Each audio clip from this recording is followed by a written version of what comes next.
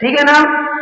तो यहां पर एक श्वास में 38 बार जन्मियो मरियो भरियो दुख भार। एक श्वास में जो 18 बार जन्म और 18 बार मरण लेता है और जन्म और मरण के दुखों को भोगता है।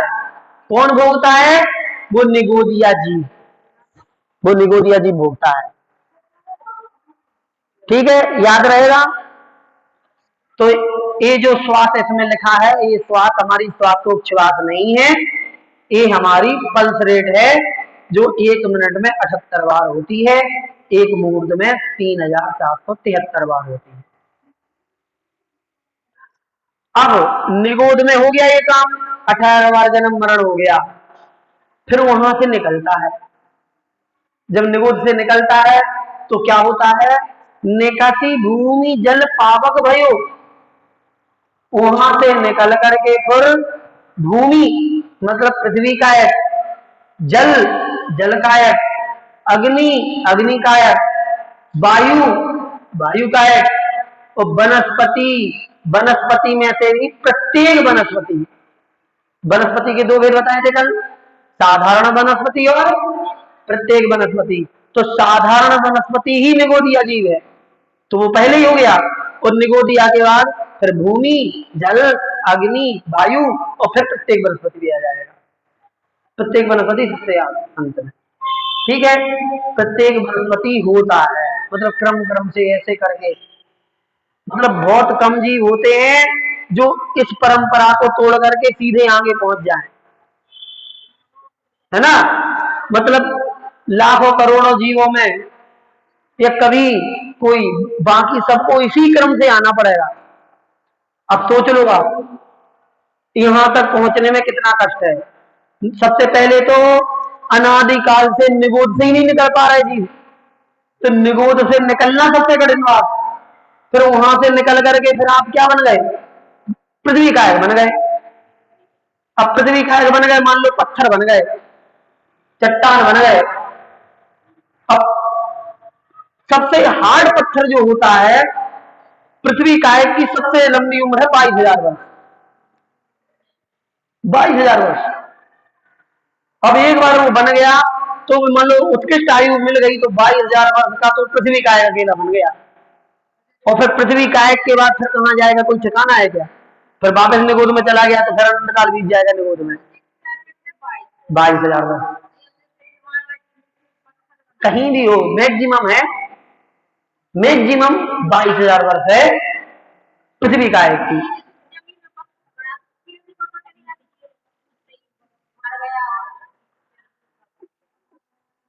पत्थर जीव नहीं है, पत्थर तो शरीर है, पत्थर शरीर है, उस पत्थर में जीव है, उसको कहेंगे पृथ्वी कायक जीव।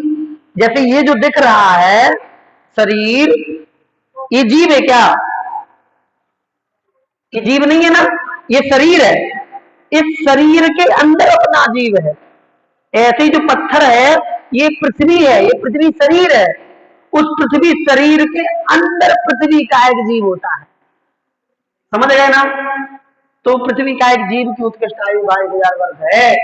और वो ऐसे पृथ्वी कायक बनेगा, फिर जल कायक बनेगा, जल कायक की 7,000 वर्ष है, 7 ऐसे चलता चला जाता है।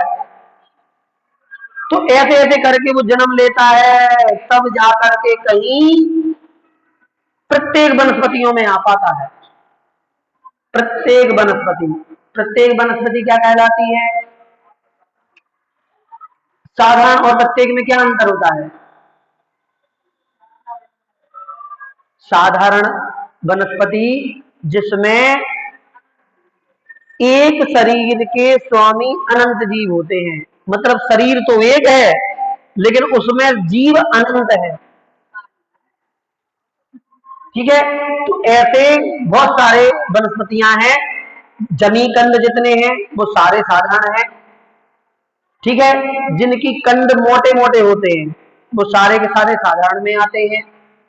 कल भी बताया था, जो पर्व होते हैं, पर्व मतलब ज्वाइंट जहां पर होता है वहां पर साधारण वनस्पति जीव होते हैं।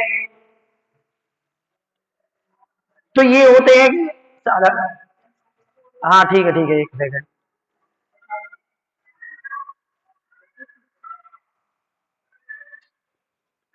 तो ये साधारण वनस्पति, तो प्रत्येक वनस्पति क्या होता है? प्रत्येक वनस्पति वो होता है, एक शरीर का स्वामी एक ही जीव होता है, उसको कहते हैं प्रत्येक वनस्पति। जैसे ये अपना जो शरीर है, हाथ पैर जो दिख रहे हैं, पूरा बॉडी, ये शरीर है, और इस पूरे शरीर का स्वामी एक जीव है जो मैं हूं, अपन है जो, ठीक। लेकिन ये वनस्पति नहीं है, हम बता रहे केवल। लेकिन इसके अंदर अपने शरीर में भी कई निगोदिया जीव हैं, अलग अलग जगह पर त्रसजीव भी है, निगोदिया जीव भी है। ऐसे ही पेड़ है, तो एक पेड़ का स्वामी एक जीव है, वो प्रत्येक वनस्पति हो गया, ठीक। लेकिन उस पेड़ के अंदर भी जहां छोटी छोटी कोपलें निकलती हैं, जैसे फूल लाया, फूल की जो कोमल पत्तियां हैं, जो फल आया, तो फल का जो सबसे कोमल हिस्सा होता है वो क्या है? वो साधारण वनस्पति में है। पूरा पेड़ प्रत्येक वनस्पति है, लेकिन जो छोटे छोटे हिस्से होते हैं, हाँ छोटे छोटे जो बिल्कुल सॉफ्ट होते हैं, वो साधारण वनस्पति में, वहां पर साधारण जीव रहते हैं उनमें, ऐसा होता है। तो इस प्रकार से प्रत्येक वनस्पति जीव बन जाता है। तो ये सारे दुख उनके लिए होते हैं। हाँ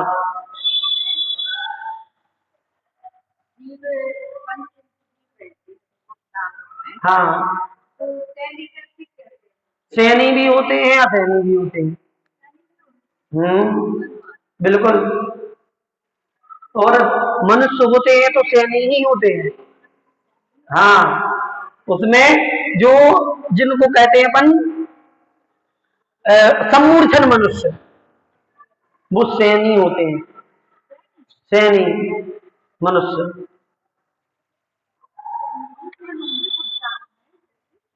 कहीं भी जहां पर भी मेल होगा, वहां पर हो जाएगा आपके। यहाँ आंख जो है ना, आंख का जो मेल है, जब नॉर्मल होते हैं, नॉर्मल द्वार है, तो सबसे निकृष्ट मल कहलाता है आंखों का मल। ये तो यहां भी समूर्छन जीव हो सकते हैं, यदि आप सफाई नहीं करेंगे तो। कान में भी हो सकते हैं, पसीने में भी हो सकते हैं। जैसे मुनिराज स्नान नहीं करते और पसीने में है, मान लो ध्यान कर रहे हैं, सामायिक कर रहे हैं, वो गुफाओं में बैठे हैं, उठे ही नहीं महीने भर तक, पूरा शरीर पसीने से और मैल से होता गया, पता चला उनके शरीर में ही समूर्छन मनुष्य इधर उधर कहीं भी जन्म ले लेंगे। जो हिस्सा मुड़ा है, मान लो ऐसे बैठे हैं, तो हाँ कहीं भी, तो जहां पर भी मैलापन रहेगा, वहां पर प्रकृति के साथ मिलकर के समूर्छन जीव पैदा हो जाएंगे, ऐसा होता है। हाँ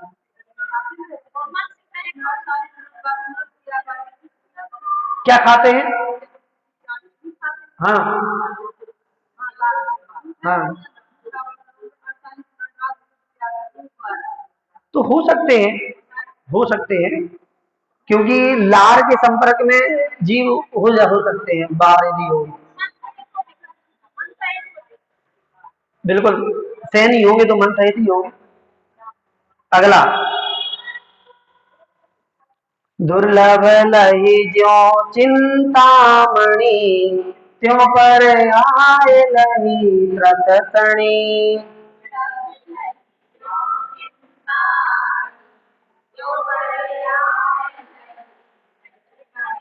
लटती पीले यदि आदि करी, धर धर मरियो सही बहुबीर।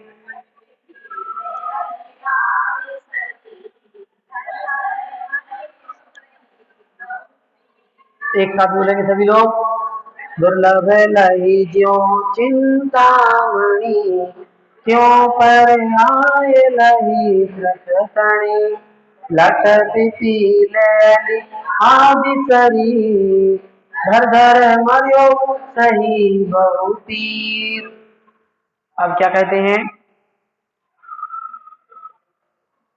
दुर्लभ लही ज्यों चिंतामणि, त्यों पर्याय लही त्रसतणी। ये लाइन भी बहुत प्रसिद्ध लाइन है, ये आपने कई बार सुनी होगी प्रवचनों में भी। दुर्लभ लही ज्यों चिंतामणि, हाँ वही, जैसे चिंतामणि रत्न बड़ी दुर्लभता से किसी को मिलता है, वैसे ही स्थावर के बाद में त्रस पर्याय प्राप्त करना दुर्लभ है। अब सोचो, आपको पता है अभी तक किसी को चिंतामणि रत्न मिला हो? हम रत्न की बात कर रहे हैं, नहीं देखा ना, तो आगे भी नहीं देखेंगे। है शास्त्रों में भी, पूरे आगम में, किसी भी कहानी में, किसी भी कथा में कोई ऐसा स्पष्ट नाम कहीं सुना आप लोगों ने? हमने तो नहीं सुना कि इन फलाने व्यक्ति को रत्न मिला था।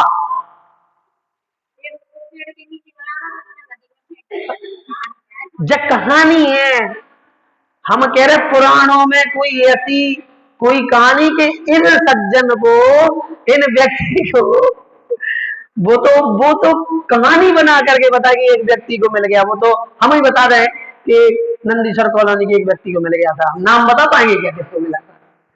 वो नहीं, प्रामाणिक बता रहे कोई ऐसा नाम है कि इस व्यक्ति को चिंतामणि रत्न मिला था इस समय, नहीं है। इसका मतलब है कि इस प्रकार का मणि मिलना कितना दुर्लभ है, मतलब नामुमकिन के बराबर है। जैसा चिंतामणि रत्न मिलना नामुमकिन के बराबर है, वैसे ही स्थावरों से त्रस पर्याय प्राप्त कर लेना नामुमकिन के बराबर है। और फिर भी यदि मिल गया तो फिर समझ लो कि कितना बड़ा भाग है। और अभी केवल त्रस की बात कर रहे, मनुष्य की तो बात ही नहीं है, स्थावरों से त्रस में आने की बात।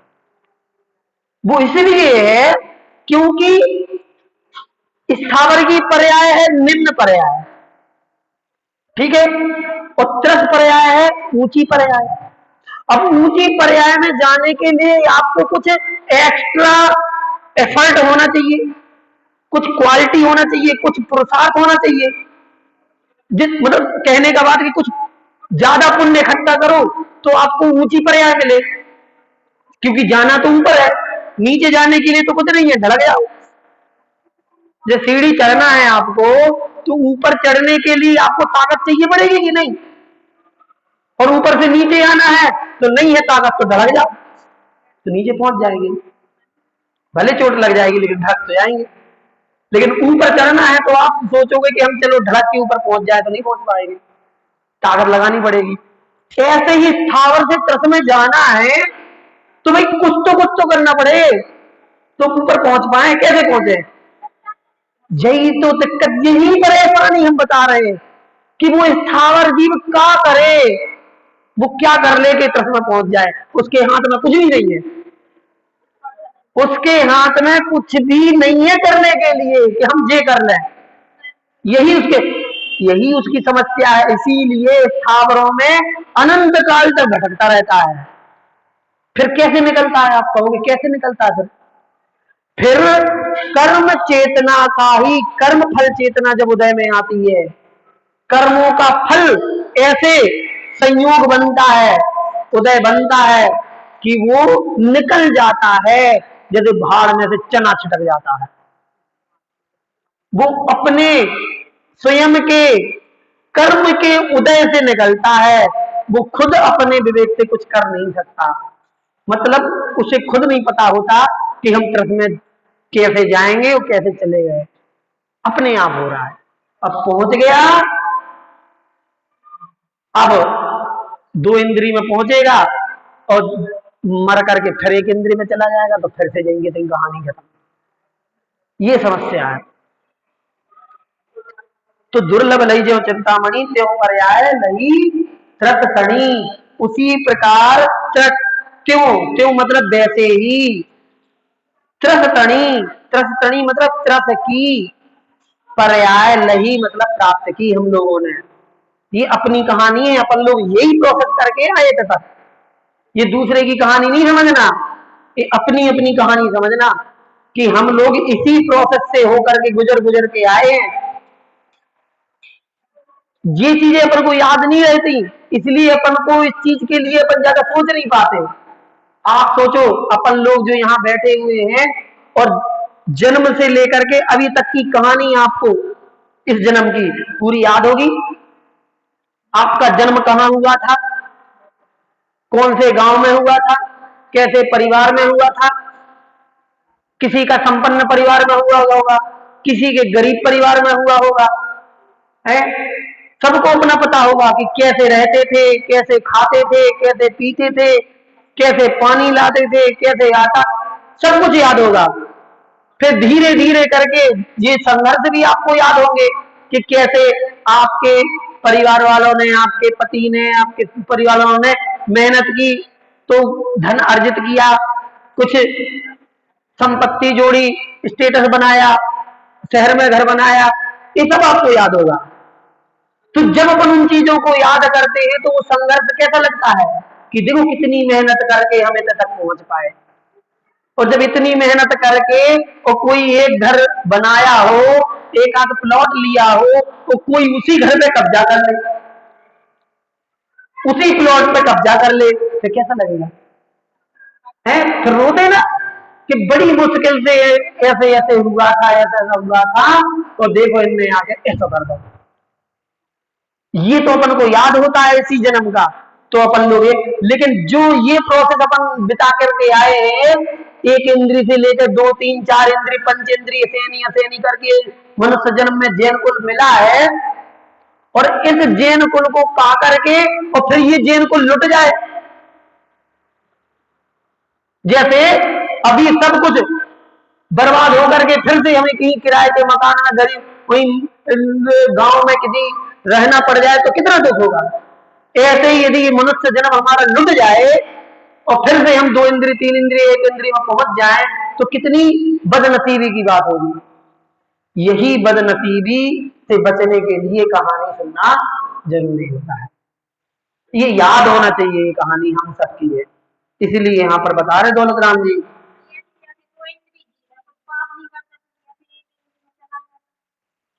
क्योंकि वो पुण्य भी तो नहीं करता।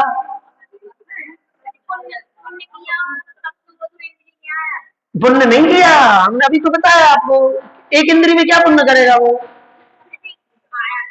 आया है वो कर्म के उदय से आया है, कुछ किया नहीं है उसने, वो अपने कर्म के ऑटोमेटिक आया है, उसके खुद के प्रसार से नहीं आया। ऐसे 2 इंद्रिय वाले जीव भी होते हैं। अब आगे बोलते हैं, 10 मिनट की और बची है कि लट पिपील अली आदि शरीर। लट जब 2 इंद्रिय में पहुंचा तो लट बना। लट मतलब छोटी छोटी इल्लियां, केंचुआ, वो जीव जो शरीर की सहायता से रेंगते हैं, हाथ पैर नहीं होते उनके,